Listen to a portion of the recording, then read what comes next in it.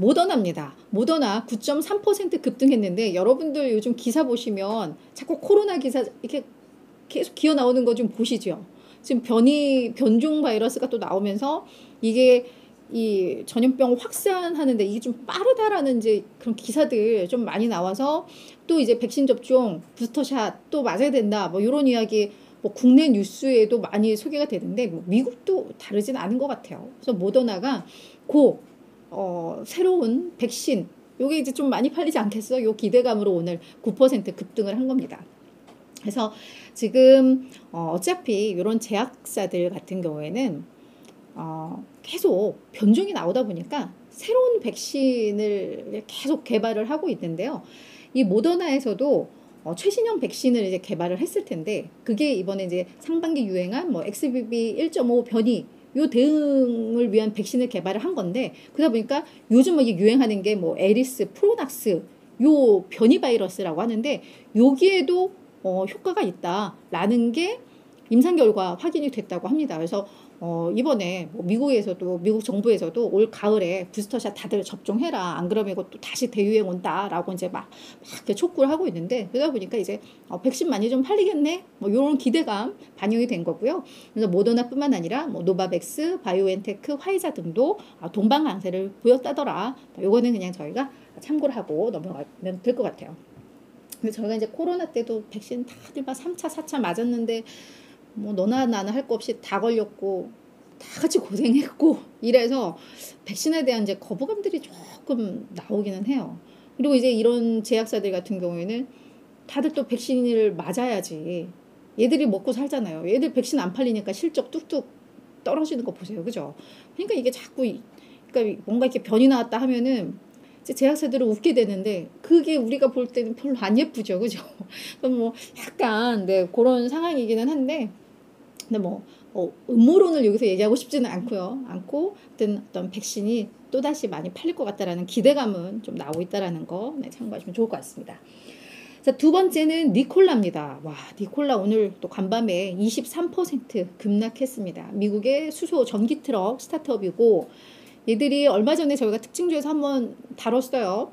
배터리 화재로 대형 전기 트럭 얘들이 그동안 고객들에게 인도했던 200여 대 전체 다 이제 리콜을 한다라는 이야기였죠. 그러면서 리콜뿐만 아니라 이제 신규 판매 우리 중단해라고 했는데 관련해서 후속 보도가 또 하나가 나왔습니다. 뭐 니콜라에서 뭐라고 했냐면 이번 리콜로 인해서 상당한 비용이 발생할 것 같다라고 오늘 띄우면서 이번 이슈로 우리의 브랜드 이미지도 타격을 받을 거고 사업 운영에도 차질을 빚을 것이고 재무 상태와 현금 흐름에도 부정적인 영향이 우려된다 라고 밑밥을 깔았습니다. 그러면서 이제 상당한 비용이 발생할 가능성이 있으니까 뭐를 해? 자금 조달을 해야 되죠. 그래서 간밤에 자금 조달 얘기가 나왔습니다. 최대 3억 2,500만 달러 규모의 전환사채를 발행하겠다라고 계획을 했고 1차로 간밤에 1억 2,500만 달러 발행을 하려고 이제 이야기를 했습니다. 그래서 이자율은 이 전환사채는 채권으로 발행을 한 다음에 나중에 주식으로 전환이 되는 뭐 그런 거죠.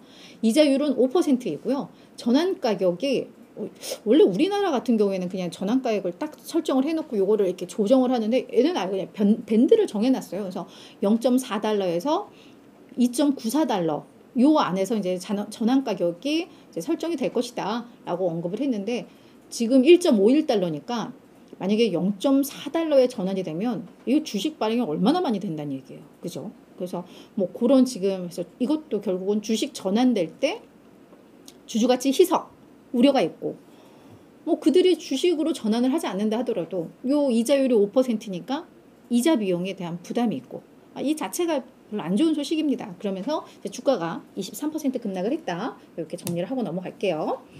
이제 세 번째는 VM웨어입니다. 이 기업은 한 4.9% 상승을 했는데 클라우드 컴퓨팅 회사입니다.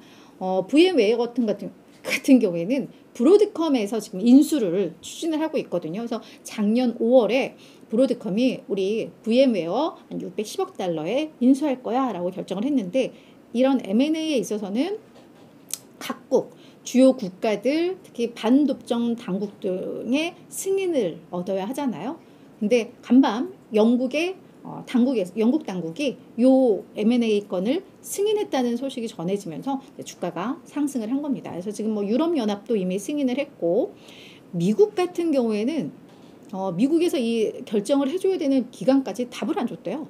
근데 반대한 것도 아니고 그냥 약간 중립적인 뭐 그런 입장인가 봐요. 그래서 미국의 요 결정은 얘들 인수에 있어서 뭐 큰 악영향은 없다라는 분석이 좀 나오고 있고 결국 이제 마지막 남은 게 중국이 남았다고 합니다. 그래서 10월 말까지 중국의 승인을 받아야지만 요게 순조롭게 진행이 된다고 하는데요. 근데 얼마 전에 중국에서 뭐 하나 승인하지 않아가지고 이거 무산된 거 있었잖아요. 인텔에서 그 뭐야 파운드리 업체 뭐 인수하려고 했던 거 이거 무산된 게 있는데 얘네도 그렇게 되는 거 아니야? 라는 우려가 좀 있기는 해요. 그래서 이제 10월 말까지 이걸 좀 기다려야 되는데 일단 뭐 유럽연합, 영국 이쪽에서 모두가 다 뭐 경쟁에 크게 문제가 없어라고 했기 때문에 중국도 이번에는 뭐 따라오지 않겠느냐라는 분석은 좀 나옵니다. 그래서 회사 측에서도 우리 승인 받을 걸로 기대한다라고 언급은 했습니다. 마지막 종목은요, 넵코 시큐리티입니다. 와, 이 기업은 오늘 간밤에 그냥 주가가 반토막이 나면서 52주 신저가 기록을 했습니다. 넵코 시큐리티는 침입이라던가 화재 경보기 등 이런 보안 제품을 만드는 회사예요. 우리나라로 따지면 그 시스콤, 걔가 벌레 잡는 데인가? 세스콤. 그죠? 그러니까 뭐 그런 회사일 것 같은데 감사를 받았겠죠. 근데 여기서 재무제표 오류가 발견이 됐습니다. 일종의 뭐 일부러 작정하고 한 건 아니겠지만 약간 분식회계 같은 뭐 그런 느낌이에요. 그래서 얘들이 매출 원가를 과소 계상을 하고 재고는 너무 과대 계상을 하면서 결국 모든 순이익이 너무 많이 과대 계상이 됐다라는 게 감사 결과 드러났습니다. 그래서 뭐 매출 총이익, 영업이익, 순이익 모두가 다 원래 이익보다 훨씬 더 많게 재무제표에 이게 기입이 됐던 것 같은데요. 그래서 요거를 수정하고 보니까 2023 회계연도 지금 3분기 실적까지가 공개가 된 건데 당초 회사 측에서 공개한 것은 요 누적 순이익이 2,560만 달러인데 요거 과대 계상한 거 다시 조정을 하니까 1,610만 달러로 엄청나게 줄어들었습니다. 그죠? 그래서 요 소식이 전해지면서 주가가 완전히 그냥 고꾸라졌다. 이렇게 이해를 하시면 될 것 같습니다.